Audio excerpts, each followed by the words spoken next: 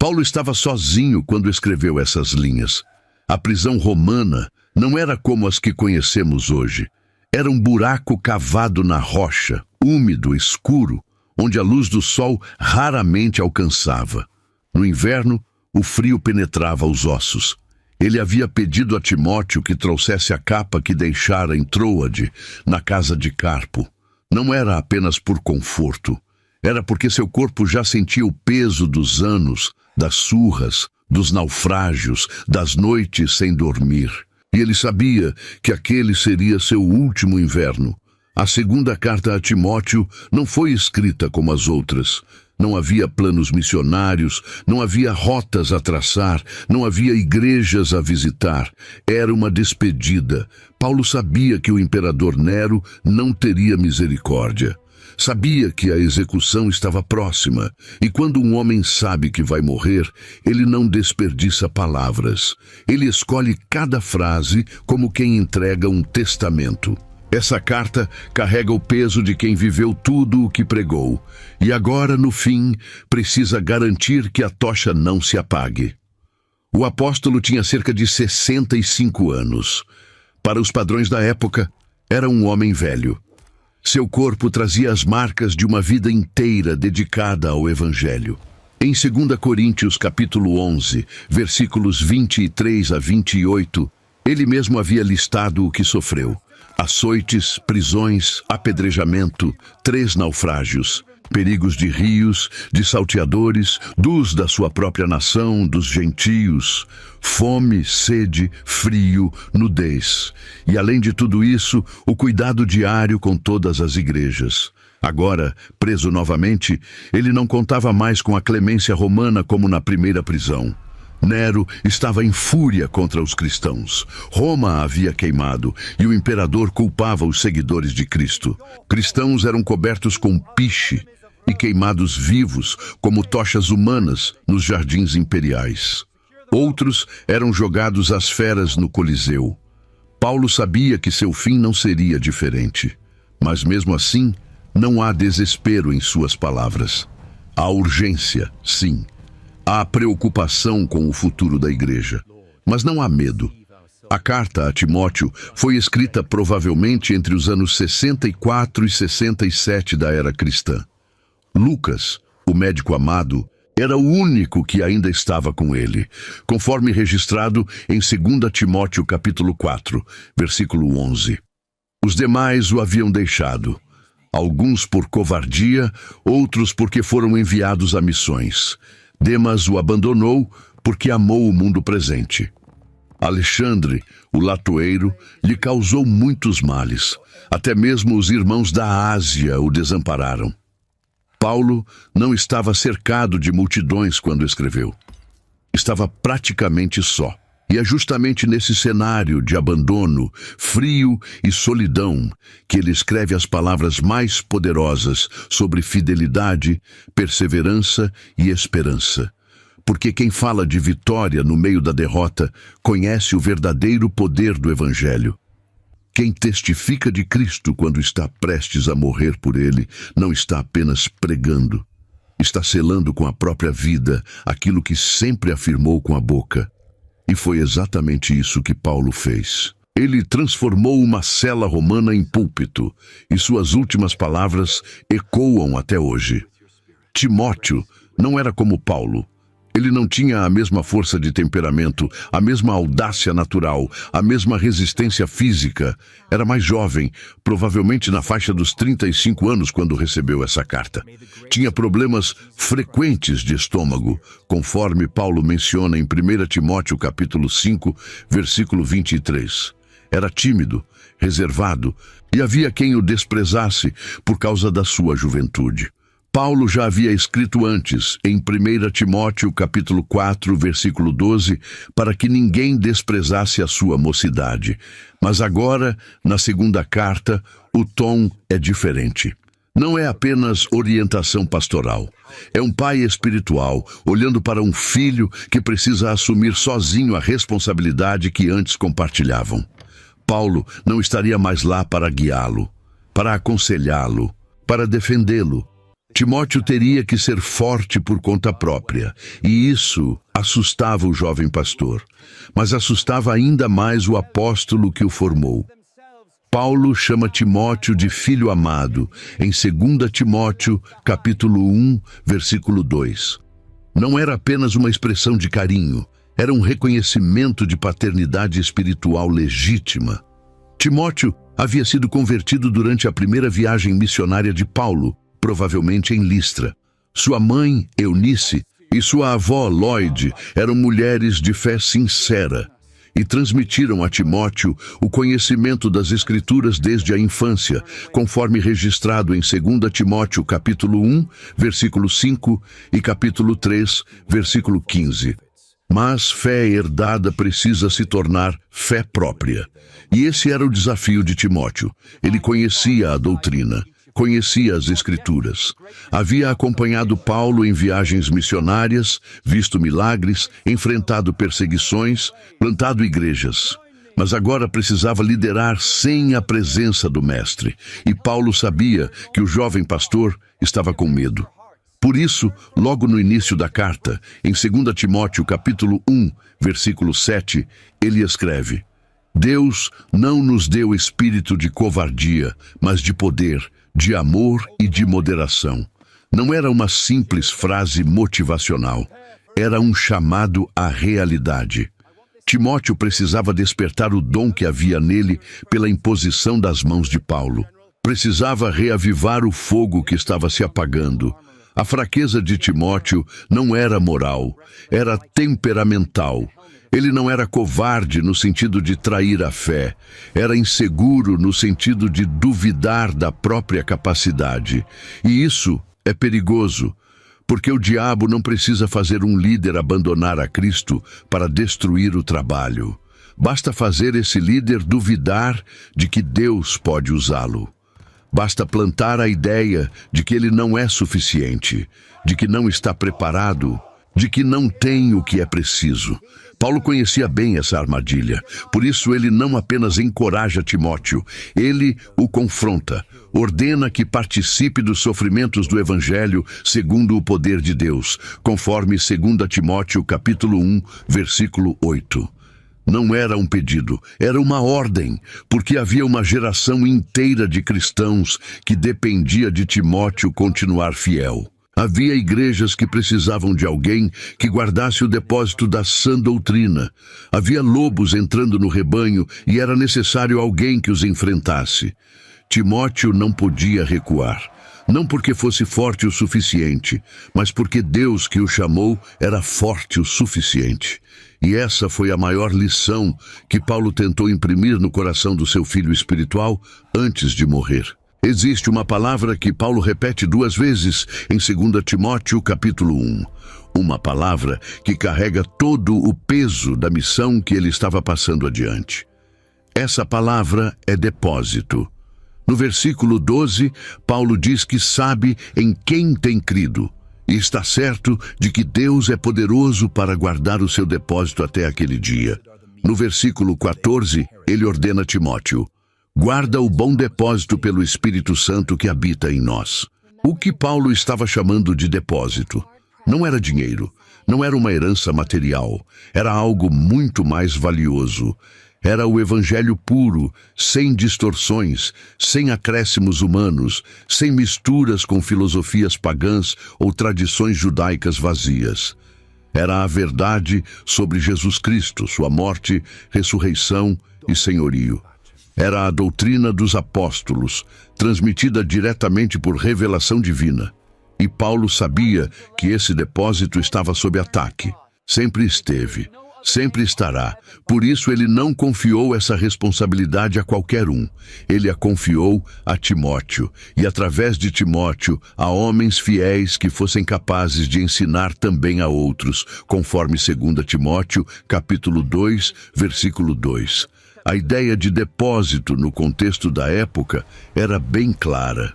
Quando alguém precisava viajar ou estava em perigo, deixava seus bens mais valiosos sob a guarda de uma pessoa de confiança. Essa pessoa tinha a responsabilidade de proteger aquele tesouro e devolvê-lo intacto quando o dono retornasse. Paulo estava fazendo exatamente isso.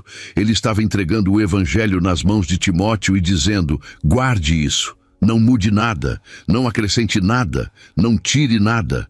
Proteja essa verdade com a sua própria vida, se necessário, porque muitos vão tentar corrompê-la, vão tentar suavizá-la para agradar os ouvidos, vão tentar misturá-la com filosofias humanas para parecer mais aceitável, vão tentar adaptá-la aos ventos de doutrina que surgem a cada geração.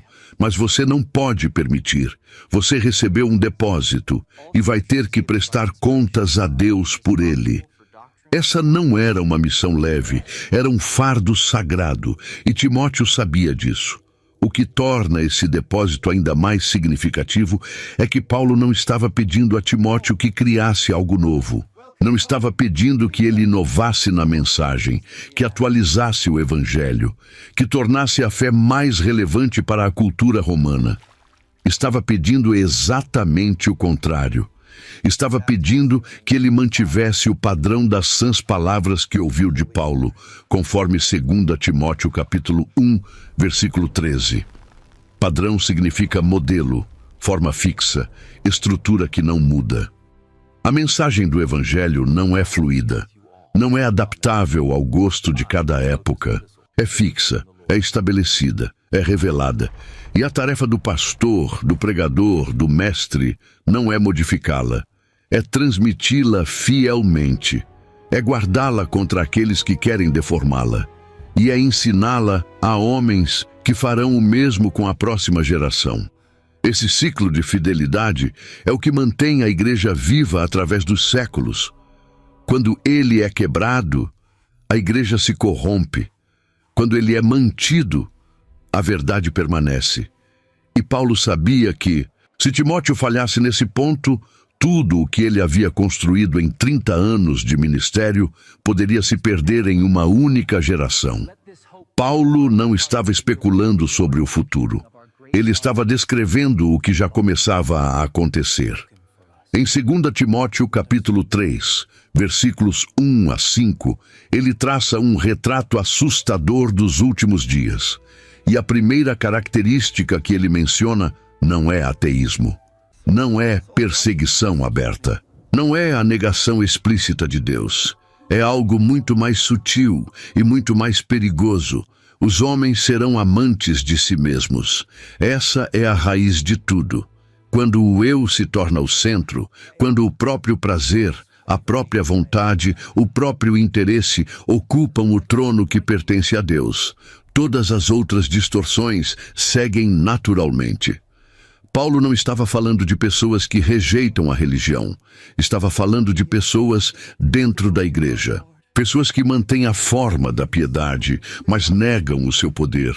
Pessoas que frequentam cultos, cantam hinos, carregam bíblias, mas vivem como se Deus existisse apenas para servi-las. E isso não era uma profecia distante. Era a realidade que Timóteo já estava enfrentando em Éfeso. A lista que Paulo descreve é devastadora. Avarentos, presunçosos, soberbos, blasfemos, desobedientes a pais e mães, ingratos, profanos, sem afeto natural, irreconciliáveis, caluniadores, incontinentes, cruéis, sem amor para com os bons, traidores, obstinados, orgulhosos, mais amigos dos deleites do que amigos de Deus. Cada palavra é como uma martelada. E o pior de tudo é que Paulo não está descrevendo pagãos. Está descrevendo pessoas religiosas, pessoas que têm aparência de piedade, que frequentam os ajuntamentos, que conhecem a linguagem da fé, mas que vivem de forma completamente oposta ao Evangelho. E isso cria uma confusão terrível, porque quando o mundo olha para a igreja e vê esse tipo de comportamento, ele não consegue distinguir entre verdadeiros e falsos cristãos. Tudo vira uma massa cinzenta. E o nome de Cristo é blasfemado por causa daqueles que dizem segui-lo, mas na prática o negam com suas vidas. Paulo não manda Timóteo tentar reformar essas pessoas. Não manda dialogar com elas, encontrar um meio termo, adaptar a mensagem para trazê-las de volta. Ele dá uma ordem direta em 2 Timóteo, capítulo 3, versículo 5. Afasta-te desses. Há um tempo para paciência, há um tempo para ensino, há um tempo para correção, mas há também um tempo para separação. Quando alguém mantém apenas a casca da religião, mas rejeita o poder transformador do Evangelho, a convivência não traz edificação, traz contaminação. Paulo sabia disso. Ele havia visto igrejas inteiras serem corrompidas porque líderes toleraram o erro em nome da paz, porque aceitaram o pecado em nome do amor, porque permitiram que lobos permanecessem no meio das ovelhas em nome da unidade. E o resultado sempre foi o mesmo: destruição. Por isso, ele não dá margem para dúvida. Afasta-te não significa odiar, não significa perseguir, mas significa não participar, não concordar, não validar. Porque quem ama mais a si mesmo do que a Deus nunca será transformado por argumentos. Só será transformado quando se quebrantar diante da verdade. E enquanto isso não acontece, proteger o rebanho é mais importante do que agradar os bodes. Existe uma diferença entre forma e essência, entre casca e fruto, entre aparência e realidade. E Paulo sabia que a maior ameaça à igreja não vem daqueles que rejeitam abertamente a fé, mas daqueles que mantêm a religião como fachada enquanto vivem segundo a carne. Em 2 Timóteo, capítulo 3, versículo 5, ele usa uma expressão cortante: tendo aparência de piedade, mas negando a eficácia dela. Aparência de piedade é fácil de construir. Basta aprender a linguagem certa, frequentar os lugares certos, fazer as orações certas. Mas a eficácia da piedade é outra coisa. É o poder transformador do Evangelho operando na vida de uma pessoa. É a santificação progressiva. É a morte do velho homem e o nascimento do novo. É a crucificação da carne com suas paixões e concupiscências. E isso não pode ser fingido. Pode ser imitado por um tempo, mas não sustentado, porque a verdadeira piedade não é performance. É fruto do Espírito Santo habitando em um coração regenerado. Paulo havia visto isso ao longo de todo o seu ministério. Havia visto pessoas que começavam bem, mas não perseveravam. Pessoas que faziam grandes profissões de fé, mas quando a tribulação vinha, se desviavam. Pessoas que conheciam a doutrina de cor, mas não permitiam que ela moldasse suas vidas. E o problema não era a ignorância, era a rebeldia, era a recusa de se submeter ao senhorio de Cristo. Porque aceitar Jesus como Salvador é uma coisa, aceitá-lo como Senhor é outra completamente diferente. O Salvador perdoa pecados, o Senhor governa vidas. E muitos queriam o perdão, mas não queriam o governo. Queriam o céu, mas não queriam a cruz. Queriam a coroa, mas não queriam o sofrimento. E isso gerava uma religiosidade vazia, cheia de rituais, mas sem vida. Cheia de palavras, mas sem poder. Cheia de atividades, mas sem transformação. E Paulo sabia que esse tipo de cristianismo não apenas é inútil, é perigoso, porque engana as próprias pessoas que o praticam, fazendo-as pensar que estão salvas quando, na verdade, nunca nasceram de novo. Timóteo estava lidando com isso em Éfeso. Havia pessoas que entravam sorrateiramente nas casas, enganando mulheres nécias carregadas de pecados, levadas de várias concupiscências, sempre aprendendo, mas nunca podendo chegar ao conhecimento da verdade, conforme 2 Timóteo, capítulo 3, versículos 6 e 7. Esses falsos mestres não eram ateus, eram religiosos, usavam as Escrituras, falavam de Deus, ensinavam doutrinas, mas tudo o que faziam servia apenas para alimentar o ego, para ganhar seguidores, para obter vantagens, e encontravam terreno fértil em pessoas que queriam ter a consciência tranquila sem ter que mudar de vida. Pessoas que queriam a sensação de espiritualidade sem o compromisso da santidade. Pessoas que, no fundo, amavam o pecado, mas queriam disfarçar isso com uma camada de religiosidade. Paulo chama essas pessoas de corrompidas de entendimento e réprobas quanto à fé no versículo 8. Não há salvação em aparência de piedade, só há condenação. Porque Deus não julga pelas aparências. Ele sonda o coração, e no dia do juízo, a forma não vai importar. Só a realidade vai contar. Paulo sabia que chegaria o tempo em que os ouvidos das pessoas não suportariam mais a sã doutrina. Ele não estava apenas profetizando, estava alertando Timóteo sobre um perigo real e iminente. Em 2 Timóteo capítulo 4, versículos 3 e 4, ele escreve: virá tempo em que não suportarão a sã doutrina, mas tendo comichão nos ouvidos, amontoarão para si doutores conforme as suas próprias concupiscências, e desviarão os ouvidos da verdade, voltando às fábulas. A expressão comichão nos ouvidos é poderosa. Descreve uma coceira, uma irritação que precisa ser coçada. As pessoas desenvolveriam uma alergia à verdade, não porque a verdade mudou, mas porque elas mudaram. Seus corações se endureceram, suas consciências se cauterizaram, e o que antes as incomodava de forma saudável, levando ao arrependimento, agora as incomodava de forma doentia, levando à rejeição da mensagem. E quando isso acontece, essas pessoas não param de buscar ensino, elas apenas trocam de pregador. O problema não é falta de interesse em religião, é falta de interesse em verdade. Pessoas com comichão nos ouvidos continuam frequentando igrejas, lendo livros, assistindo vídeos, ouvindo sermões, mas escolhem apenas aqueles que dizem o que elas querem ouvir.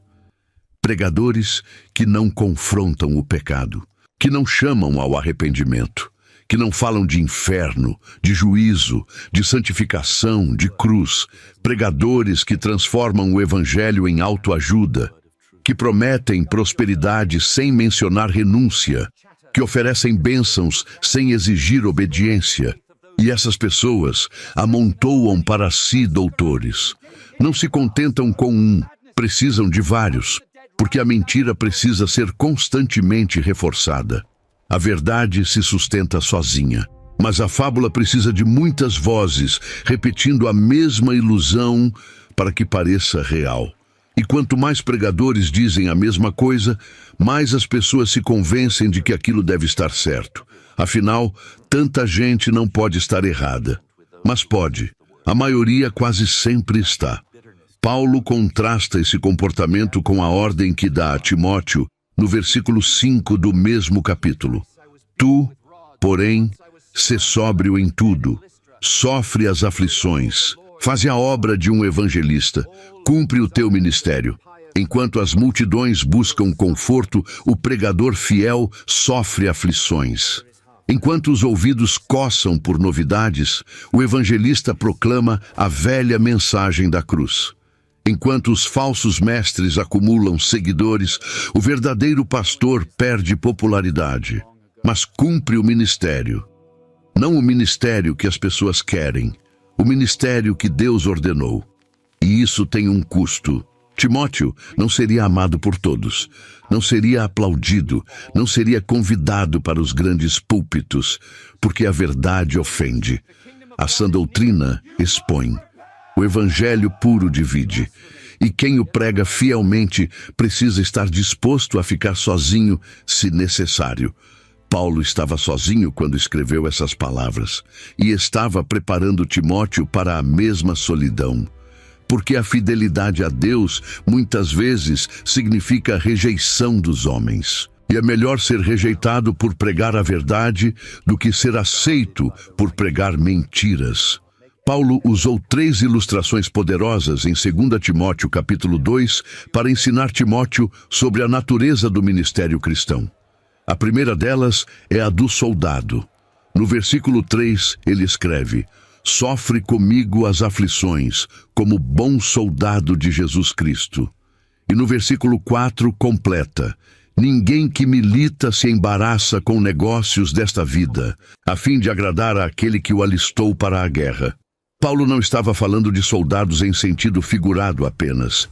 Ele estava preso por soldados romanos, via todos os dias como eles se comportavam.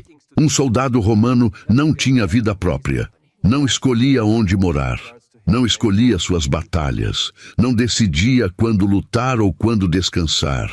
Sua vontade estava completamente submetida ao comando superior.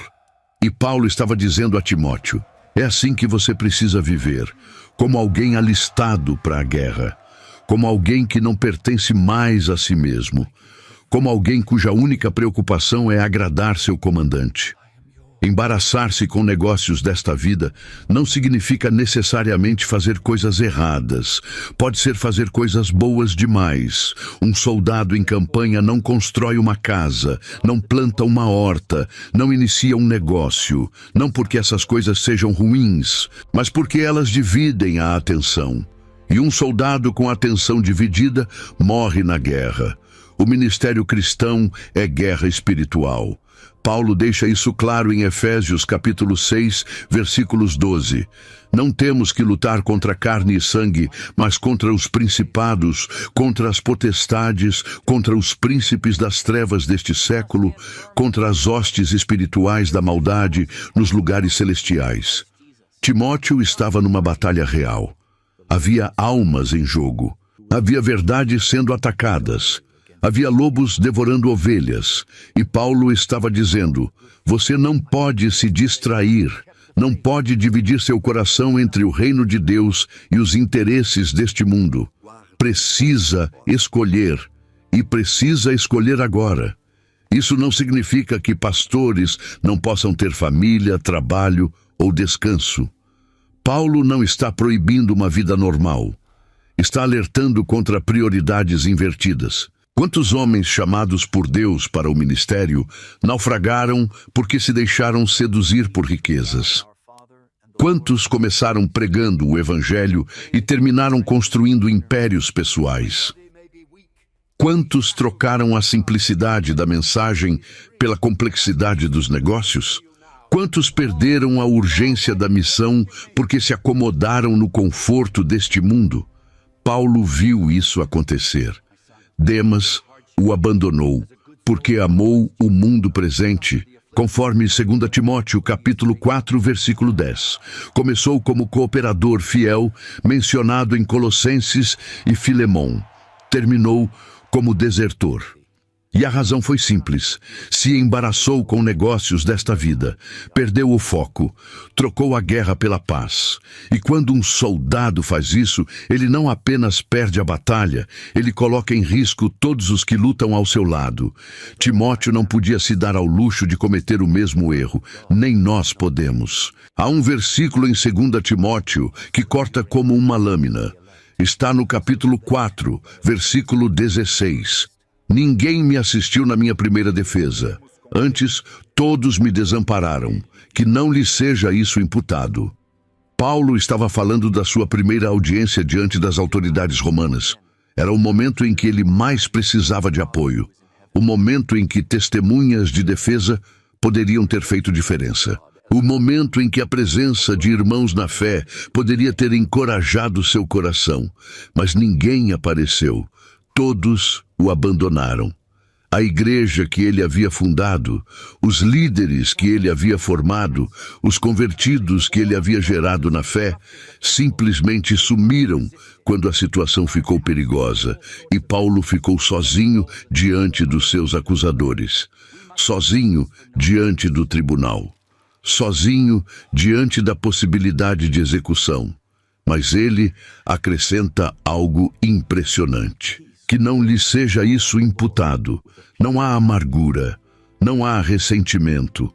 Há apenas um pedido de perdão em favor daqueles que o traíram. Isso revela o coração de Paulo. Ele não estava no ministério por causa das pessoas. Estava por causa de Cristo. Se estivesse dependendo de reconhecimento humano, aprovação humana, gratidão humana, teria desistido décadas antes. Mas sua força não vinha de aplausos. Vinha da certeza de que estava cumprindo a vontade de Deus. Por isso, mesmo abandonado, ele não se sentiu derrotado. No versículo seguinte, versículo 17, ele escreve: "Mas o Senhor assistiu-me e fortaleceu-me, para que por mim fosse cumprida a pregação, e todos os gentios a ouvissem, e fiquei livre da boca do leão." Paulo transformou a sala de julgamento em púlpito.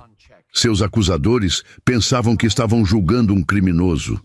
Mas Paulo viu aquilo como oportunidade de pregar o evangelho diante de autoridades romanas que nunca entrariam numa sinagoga ou igreja. O Senhor não o livrou do julgamento, mas o fortaleceu dentro dele. E isso fez toda a diferença. A solidão é uma das provas mais difíceis no ministério. Não é a perseguição aberta que mais machuca. É o abandono silencioso dos que deveriam estar ao lado. Paulo havia experimentado isso antes. Em 2 Timóteo capítulo 1, versículo 15, ele menciona que todos os da Ásia o desampararam, incluindo Fígelo e Hermógenes. Esses eram homens que um dia estiveram próximos, que compartilharam refeições, orações, viagens, mas quando a pressão aumentou, desapareceram. E Paulo precisava que Timóteo soubesse disso, não para criar desconfiança, mas para prepará-lo para a realidade. Haverá momentos em que você estará sozinho, momentos em que aqueles que você serviu não estarão lá, momentos em que a única voz que você ouvirá será a do Senhor. E nesses momentos, você descobrirá se sua fé está construída sobre a rocha ou sobre a areia da aprovação humana. Paulo passou no teste e estava ensinando Timóteo a passar também. Porque a solidão não é sinal de fracasso. Às vezes, é sinal de fidelidade. Às vezes, é exatamente onde Deus quer nos ter para nos ensinar que Ele basta. Existe um mandamento em 2 Timóteo capítulo 4, versículo 2, que resume todo o ministério pastoral. Prega a palavra, insta a tempo e fora de tempo, admoesta, repreende, exorta, com toda a longanimidade e doutrina. 5 verbos, 5 ações, nenhuma delas opcional. Pregar a palavra não é dar opinião pessoal, não é compartilhar experiências, não é contar histórias motivacionais. É proclamar a revelação de Deus registrada nas Escrituras. E Paulo usa um verbo imperativo. Não é uma sugestão, é uma ordem. Timóteo não tinha liberdade de escolher se ia ou não pregar, nem de escolher o que ia pregar. A mensagem já estava definida. Seu papel era transmiti-la fielmente. E isso deveria acontecer a tempo e fora de tempo, quando fosse conveniente e quando não fosse, quando as pessoas quisessem ouvir e quando não quisessem, quando trouxesse aplausos e quando trouxesse oposição. A obrigação do pregador não é esperar o momento perfeito. É pregar, independentemente do momento. Os próximos verbos mostram como essa pregação deve acontecer. Admoestar significa alertar sobre perigos. Repreender significa corrigir erro abertamente. Exortar significa encorajar ao que é certo. E tudo isso deve ser feito com longanimidade e doutrina. Longanimidade é paciência prolongada. Não é apenas tolerar alguém por um dia. É continuar investindo naquela pessoa mesmo quando ela resiste, mesmo quando demora a mudar, mesmo quando parece não estar ouvindo. E doutrina é o conteúdo bíblico sólido que fundamenta cada correção, cada advertência, cada encorajamento. Não basta dizer, isso está errado. É preciso mostrar por quê com base nas Escrituras. Não basta dizer, faça isso. É preciso explicar o fundamento teológico, porque quando a correção vem acompanhada de ensino, ela não apenas modifica comportamento, ela transforma mentalidade, e é isso que gera mudança duradoura. Paulo sabia que Timóteo enfrentaria resistência. Havia pessoas que não queriam ser admoestadas, que não aceitavam repreensão, que consideravam exortação como intromissão. Mas o papel do pastor não é agradar ovelhas, É alimentá-las, protegê-las e curá-las. E às vezes isso dói. Às vezes a ovelha não entende porque está sendo confrontada. Às vezes ela se ofende. Às vezes ela sai do rebanho. Mas o pastor fiel não ajusta a mensagem para manter a audiência. Ele mantém a mensagem e confia que Deus guardará aqueles que são verdadeiramente dele. Pregar a palavra a tempo e fora de tempo significa que não há situação em que a verdade deva ser silenciada. Não há momento em que a conveniência social deva sufocar a voz profética. Não há contexto em que o medo da rejeição deva modificar o conteúdo da mensagem. A palavra de Deus é viva, eficaz e mais penetrante do que qualquer espada de dois gumes, conforme Hebreus capítulo 4, versículo 12. E Timóteo precisava confiar nesse poder. Não no poder da sua eloquência, da sua estratégia, do seu carisma, mas no poder inerente à própria palavra de Deus, quando pregada fielmente. Há um momento na carta em que Paulo para de falar sobre Timóteo e fala sobre si mesmo. Não com arrogância, mas com a clareza de quem está olhando para trás e consegue enxergar toda a jornada. Em 2 Timóteo, capítulo 4, versículo 6, ele escreve: porque eu já estou sendo oferecido por aspersão de sacrifício, e o tempo da minha partida está próximo. Paulo sabia que ia morrer. Não era pressentimento, era certeza. A expressão sendo oferecido por aspersão vem do contexto dos sacrifícios do Antigo Testamento, onde o sangue era derramado sobre o altar. Paulo estava dizendo que seu sangue estava prestes a ser derramado, que sua vida seria o sacrifício final do seu ministério, e ele não demonstra pânico, não há desespero, não há tentativa de fuga ou negociação, há aceitação plena, porque aquela morte não era derrota, era coroamento, não era o fim de tudo, era o cumprimento de tudo. E então vem um dos versículos mais poderosos de toda a Bíblia. Versículo 7. Combati o bom combate, acabei a carreira, guardei a fé. 3 declarações, 3 verbos no passado, 3 verdades que resumem uma vida inteira. Combati o bom combate. Paulo não disse que venceu todas as batalhas. Disse que combateu, que não desistiu, que não fugiu, que enfrentou cada oposição, cada dificuldade, cada ataque com coragem. Acabei a carreira. Paulo não disse que chegou no topo. Disse que terminou o percurso, que não parou no meio do caminho, que atravessou até a linha de chegada, mesmo com o corpo quebrado, mesmo com a alma cansada. Guardei a fé. Paulo não disse que criou uma nova doutrina. Disse que guardou o que recebeu, que manteve o depósito intacto, que não corrompeu o evangelho, que permaneceu fiel à verdade até o último suspiro. E essas 3 coisas são suficientes. Não importa quantas igrejas ele plantou, não importa quantos milagres operou, não importa quantas pessoas converteu, o que importa é que ele foi fiel até o fim. Paulo não estava se gabando, estava prestando contas e sabia que essas contas seriam aprovadas.